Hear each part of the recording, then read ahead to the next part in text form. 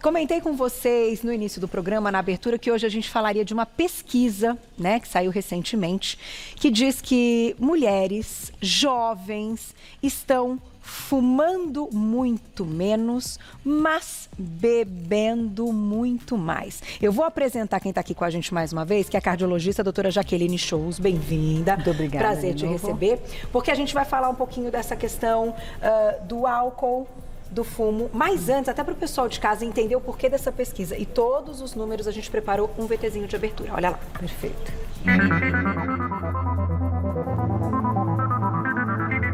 O mais recente relatório sobre tabagismo da Organização Mundial da Saúde revela que o número de adultos fumantes vem diminuindo em todo o mundo nas últimas décadas. O documento destaca o Brasil entre os países com políticas bem-sucedidas de controle do tabaco, que resultou em queda relativa de 35% nos consumidores desde 2010.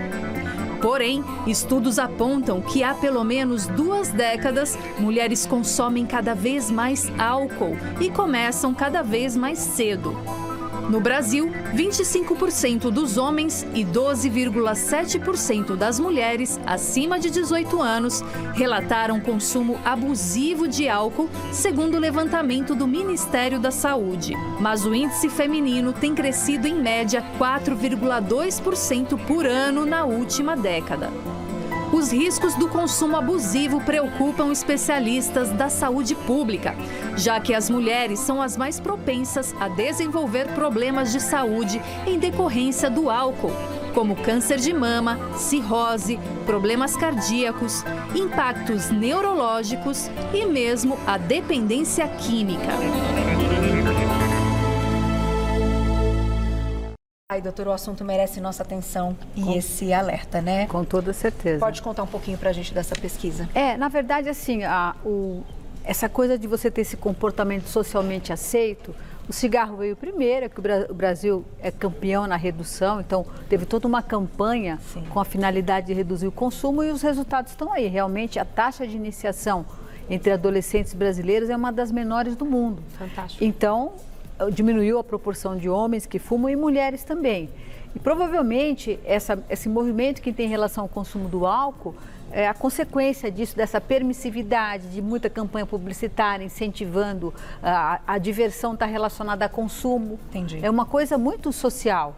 E aí a bebida alcoólica entra nesse contexto, como o cigarro já entrou, só que é proibido fumar em ambiente fechado, a pessoa tem que fumar lá fora, mas a bebida ela consome aqui. Então parte dos avanços no sentido de evitar essas consequências deletérias, porque a bebida, como qualquer dependência, ela traz consequências físicas, emocionais e sociais, porque o indivíduo começa a ter problema em todos os aspectos, né? E muitas vezes, para você se desvencilhar disso, você precisa se submeter a um tratamento. E até a precocidade da exposição, isso que eu quero chamar a atenção, adolescente não pode beber. Mãe e pai não tem que ser permissivo, que vai na festa de 15 anos, 16 anos, todo mundo bebendo. O cérebro está em formação. Eu vim agora da Grã-Bretanha, não se vende bebida lá para menos de 24 anos. 24 anos. Então, assim, essas campanhas de esclarecimento, tudo tem um motivo e a idade certa.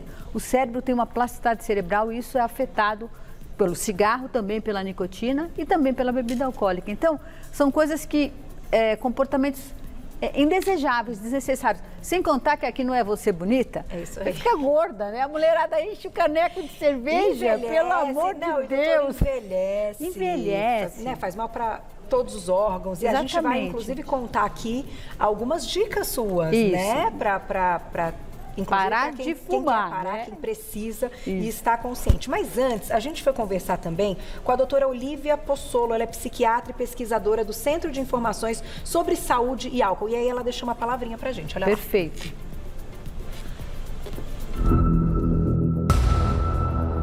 Olá, eu sou Olívia Pozzolo, médica psiquiatra e pesquisadora do CISA, o Centro de Informação sobre Saúde e Álcool. Nos últimos anos, nós observamos um aumento do consumo de álcool pelas mulheres, principalmente entre as mulheres mais jovens. Mesmo que o consumo abusivo de álcool seja prejudicial para qualquer pessoa, para nós mulheres o risco de problemas de saúde relacionados ao álcool, quando comparado aos homens, é maior.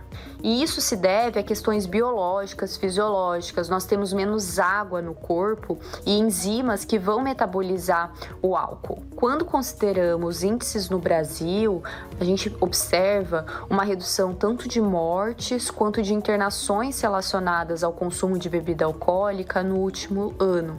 Porém, quando se trata de hospitalizações relacionadas às mulheres devido ao consumo de álcool, houve um aumento de 5%. Não é apenas no Brasil, mas mundialmente o consumo de álcool pelas mulheres ganha uma certa importância, visto mudanças sociais na igualdade de comportamento entre homens e mulheres. Uma outra preocupação relevante é que a maioria das pessoas que consomem álcool de uma maneira abusiva acreditam que estão bebendo de uma maneira moderada. E essa desinformação, esse desconhecimento vai impactar na prevenção e na qualidade de vida das mulheres. Quantas mulheres, por exemplo, não sabem que o álcool é um dos principais fatores de risco ambiental para o câncer de mama? E isso não é apenas nas mulheres alcoolistas.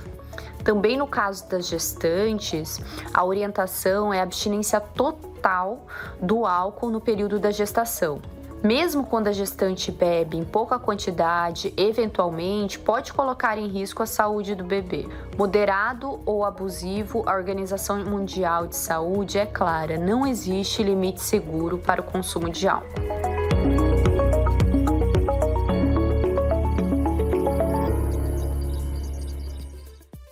Obrigada, doutora Olívia Pozzolo, que é psiquiatra e pesquisadora do Centro de Informações sobre Saúde e Álcool. Eu vou deixar um contato para vocês, um agradecimento. É o @CISA_oficial, CISA_oficial, para quem quiser mandar perguntas e ter também como uma fonte de pesquisa. Doutora, então vamos às suas dicas importantíssimas também, porque eu acho que essa é a parte que a gente sabe a discussão, a informação, o alerta, as pessoas que consomem esse tipo de coisa, que tem ali o vício, sabem também, mas que sempre estão ali naquela dificuldade, como é que eu vou sair, né, desse mundo, desse momento do que está acontecendo. Então, a gente separou 3 dicas muito legais, vou abrir a primeira aqui para vocês, e essa primeira dica é saúde mental. Sim. Então, o que acontece? A nicotina, como eu até mencionei, o pessoal começa a fumar muito jovem, isso muda a plasticidade cerebral. Então, a frequência com que você encontra distúrbios de ansiedade e depressão é muito elevada. E muitas vezes essas condições são as que atrapalham as pessoas deixarem de fumar e terem êxito no tratamento. Então, quando você pega um indivíduo aí já com 60, 70, mais velho, que ainda fuma e tem problemas de saúde, você pode saber que isso está envolvido. É isso aqui que, não tratado, dificulta por demais ele tomar uma atitude para querer sair dessa situação. Entendi. Então, isso é um pilar do tratamento, a saúde mental. Então, a gente avalia. Tem quadros de depressão, ansiedade associado ao consumo do cigarro. O cigarro é vamos dizer assim, a porta de sobrevivência desse indivíduo. Ele fala assim, se eu tiver que parar de fumar, eu prefiro morrer. Porque ele se sente tão dependente, tão incapaz de parar de fumar, que aquilo está fora do esquema. Quando você calça essa perna, você dá medicamentos que agem de uma maneira muito mais eficiente do que a nicotina. Que a nicotina, ela faz o pico, mas ela faz a queda. É a hora que os níveis de nicotina baixam, que o indivíduo altera o humor e fica incomodado, o humor dele fica ruim, irritado, impaciente, inquieto. Ou mesmo o indivíduo usa esse afago do pico da nicotina quando ele está chateado, aborrecido, ansioso. Isso demanda uma dependência emocional ao cigarro. Então, a gente trata essa perna de uma maneira muito mais eficiente, de uma medicação que estabiliza o humor e que ele consegue perceber que ele está menos ansioso, menos impulsivo, mais motivado quando existe um quadro depressivo. Esse é um segredo de um sucesso. Muito importante. Quase metade dos pacientes que fazem tratamento do tabagismo, a gente precisa calçar essa perna com medicação que não causa dependência, não transforma a pessoa em outra pessoa, não. Simplesmente ela trata um sintoma que favorece por demais ele vencer as etapas da dependência. Ela estabiliza ou equilibra. Isso, ela equilibra, é o que eu chamo de platô. E a pessoa não vai em busca do Exatamente, cigarro. Ela consegue ter um controle melhor emocional. Isso é fundamental. Muito interessante. Diferencial até. E aí também tem, né, os medicamentos. Medicamento para parar de fumar tem um objetivo claro e único de reduzir sintomas de abstinência. Não existe um remédio que a pessoa toma que ela vai esquecer que é fumante, ou vai oferecer prazer de fumar. Não. Até porque, gente, o prazer de fumar é muito momentâneo. É como o prazer de chupar uma bala, um alimento que você sente um prazer momentâneo, o gosto. Que dá um pico, mas depois dá queda. Não é isso que faz o indivíduo ser fumante. O que faz ser fumante é quando o pico sobe, a hora que a nicotina baixa, o negócio aqui embaixo é que fica difícil. Perda de concentração, irritabilidade. Então, a medicação ela tem que tratar sintomas de abstinência. É para isso que serve. Não tem pílula mágica para parar de fumar. Certo, precisa, né, da questão ali individual. Vamos abrir já a próxima caixinha daqui a pouquinho, né? Então eu vou abrir, a gente vai para as dicas e a gente vai falar do cigarro eletrônico, que logo no início do programa você disse que queria comentar a respeito deste assunto, e eu acho muito importante que a gente toque no assunto. Então a gente vai falar da técnica comportamental, mas antes a gente vai para as dicas, daqui a pouquinho tem perguntinhas do público no @VocêBonitaTV e a gente volta já, né, para esclarecer. Volta com o nosso Você Bonita hoje conversando e recebendo a doutora Jaqueline Scholz, que é cardiologista, falando a questão aí do cigarro, desse alerta, do número que diminuiu e do aumento do consumo do álcool e questões bem sérias e importantes, principalmente para as mulheres, que a gente até colocou aqui o impacto que tem, né, principalmente nas mulheres. E a gente estava dando dicas aqui para quem quer largar o cigarro, quem quer parar de fumar, quem precisa. E aí a gente passou por 2 pilares importantes e chegamos à técnica comportamental, doutora. Você sabe que essa técnica eu que inventei, né? Que Chama legal! Fumar restrito, e é interessante que eu falei que eu estava eu estava na Escócia, né? Fui para Edimburgo num congresso e apresentei essa técnica lá. Você perguntou se funciona? Funciona, eu até mostrei os resultados. Só a técnica isolada, sem isso aqui, se o indivíduo quer falar, vou fumar menos, ele começa a usar essa técnica, reduz de 30% a 50% o consumo. Poxa, que legal. E uma das perguntas que me fizeram, porque a técnica é o quê? O indivíduo, o que ele tem que fazer? Porque fumar tem muito comportamento habitual, condicional e a própria dependência à droga, a nicotina. Então, o indivíduo, às vezes, ele fuma sem perceber. Se ele estiver sentado, comendo, conversando, bebendo, falando, trabalhando, ele fuma no piloto automático, dirigindo. Então, essa técnica traz com que o indivíduo possa fumar, mas é prestando atenção. Entendi. E aí ele tem que se levantar, se retirar, de preferência vai na área de serviço da casa e tem que fumar de pé, olhando a parede. Mas por que olhando a parede? Porque quando você olha a parede, você presta atenção no que você está fazendo. Se você olha uma paisagem, mexe no celular, você já está em outra dimensão. E aí isso interfere no seu consumo de cigarro. Entendi. Você fuma muito mais. Então, quando você usa essa técnica, independente das outras coisas, você vai ter uma redução de 30% a 50% no consumo de cigarro. Faz todo E lá sentido. me perguntaram, quando eu estava no congresso, se os brasileiros aceitavam a técnica, qual era a experiência que tinha, porque parecia para eles uma coisa meio bizarra, essa médica tá doida, né? E quando eu falei que aceitavam muito, porque eu já uso essa técnica desde 2015. E essa técnica, junto com isso aqui, o que aconteceu? A taxa do sucesso do tratamento duplicou.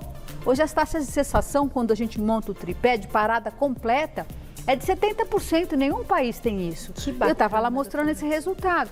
E aí, quando eles me perguntaram, eu falei, não, os brasileiros gostam muito, porque se o indivíduo que é fumante, você chega, dá remédio, faz isso, daquilo, e fala, para de fumar amanhã, você acha que vai funcionar? Não vai funcionar, talvez por um número pequeno de pessoas. Sim. E quando ele tem a possibilidade, olha, você pode fumar, mas é lá no paredão, eles aceitam. Com muito bom grado, porque o fumante, você está permitindo que ele passe por um processo de mudança adaptativa, que o cigarro saia daquele cenário que é a sala, é a televisão, é tudo, né? É a vida dele. E fica e ali vá focado. prestando atenção que ele pode fumar menos, junto com a medicação ele vai criando uma perspectiva de cessação. Então a técnica ajuda muito, qualquer pessoa pode fazer, reduz o consumo e depois vai para as próximas etapas e ela vai estar fazendo muito importante para sair. De graça, né? Isso aqui não custa nada. E a gente, isso vai ficar lá no YouTube, né? Vai ser compartilhado. Eu tenho uma curiosidade, doutora, quando você fala nessa questão, então, da redução do número e tal, muitas vezes da troca de prazeres das pessoas. Então, das pessoas que conseguem, que largam, mas que tentam e querem encontrar outra coisa que supra aquele prazer. Várias coisas suprem o prazer. A nossa natureza humana vive a gente tem vários setores de recompensa cerebral. O equilíbrio emocional, eu diria que é a porta. Porque se você está deprimido ou extremamente ansioso, você também fecha a porta de você ter perspectivas na vida. Então, por isso que é fundamental essa perna estar bem calçada. E quando você deixa de fumar, atividade física é fundamental. Você fazer essa troca até para prevenir o ganho de peso. Porque mesmo com esse tripé, a gente minimiza bastante o ganho de peso. Tem pacientes que até perdem o peso quando param de fumar, mas se não tiver o foco voltado para isso, a atividade física é a coisa bem-vinda, que faz parte desse bem-estar. Os fumantes evitam a atividade física porque eles se expõem à limitação da condição de fumante, começa a sentir falta de ar, cansaço. Então, quando para de fumar, é a chance de se readaptar à atividade física. Então, essa troca é fundamental. Melhora o paladar, melhora o olfato. E a pessoa é livre, né? Acho que não tem melhor coisa do que comemorar ser livre, né? Tá certo, é livre. E vamos colocar a perguntinha do público, então, que tem várias. Olha lá quem escreveu pra gente na tela. Obrigada, Luana, um beijo. O alcoolismo tem cura ou a pessoa sempre corre o risco de ter uma recaída? Se o indivíduo é alcoólatra, se ele tem que se fazer o tratamento do álcool, é que nem o tabagista. Se ele tem uma relação de dependência, que é perda de controle, essa é a noção da dependência, perda de controle. Eu não consigo ter controle sobre isso. Tem que ser abstinência total e completa, eterna. É a mesma coisa do cigarro. Se o indivíduo está 4, 5, 6 meses, anos sem fumar, coloca um cigarro na boca e ele já teve que se tratar para parar de fumar, provavelmente ele está diante de uma recaída. Sim. O álcool é a mesma circunstância. Tem relação de dependência, teve que se tratar. Se usar, mesmo que fortuitamente, pontualmente, é só hoje, é só agora, isso compromete muitas vezes e envolve uma recaída. Sim, envolve. Tem mais perguntinha? Olha lá. Érica, obrigada, um beijo. Qual a recomendação para mulheres que apreciam o vinho? Olha lá, Érica, nós duas. Há uma falsa dependência por ser sociável? A gente falou sobre isso no intervalo, doutora. É claro que ninguém aqui diz que é bom, né, o consumo do álcool. Então, o álcool tem sempre esse aspecto social. Então, a quantidade, né, a frequência que o indivíduo vai. Se ela consegue não usar todos os dias, por exemplo, pode ser gostoso, mas dá para se abster. Vou usar no final de semana numa festa social, uma taça, 1,5, não passando disso, enquanto está bebendo, conversando, né? E bebendo esse água, aspecto, né? junto, sempre junto. De vinho, sempre junto. Eu também. A cada um gole do vinho são 3 de água. É isso aí. Bebendo, porque até evita, porque o álcool também é calórico. E nós mulheres queremos pensar em forma, né? Então também isso faz parte. Tá certo. Tem mais perguntinha? Dá tempo? Olha lá. Jane, obrigada, um beijo. E sobre a cerveja sem álcool, ela faz mal? Eu nem sei, eu não sei se a cerveja sem álcool é só para quem é alcoólatra. Eu vejo que as pessoas perpetuam, né, esse consumo, talvez tenha caloria, então essa pergunta eu passo que a minha amiga, que é especialista lá, do álcool pode completar. Mas é isso, né, doutora? E a gente tem 1 minuto, mas tem que ficar aí sua palavra final da questão dos 50 segundos, Glaucia? Cigarro eletrônico. Eu acho que, como eu falei, fora do Brasil, uma epidemia. Hoje, no Brasil, é voltado principalmente em grandes centros, pessoas com alto poder aquisitivo. É uma troca que as pessoas fizeram no mundo, estão arrependidas disso. Vários países estão revendo a legislação para proibir a comercialização. Então, a gente não acha bom isso, não. Tá certo. Eu vou deixar o contato da doutora Jaqueline Shows, cardiologista, é lá no @deixar_fumar. @deixar_fumar. Você encontra todo o trabalho dela, né, para entender mais sobre o seu site, deixardefumar.com.br e, claro, contar com a ajuda e com essas dicas brilhantes, né? Muito obrigada, viu, doutora? Sempre um prazer te receber. E até a próxima. Viu?